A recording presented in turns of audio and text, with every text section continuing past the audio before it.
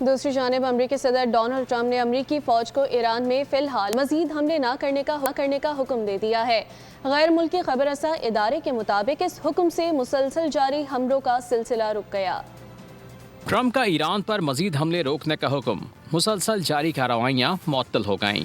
ایران امریکہ کشیدگی سے متعلق اہم پیش رفت۔ امریکی خبر رساں ادارے ایکزیوس رپورٹ کے مطابق صدر ڈونلڈ ٹرمپ نے اپنی افواج کو ہدایت کی ہے کہ ایران کے خلاف کوئی نیا حملہ نہ کیا جائے۔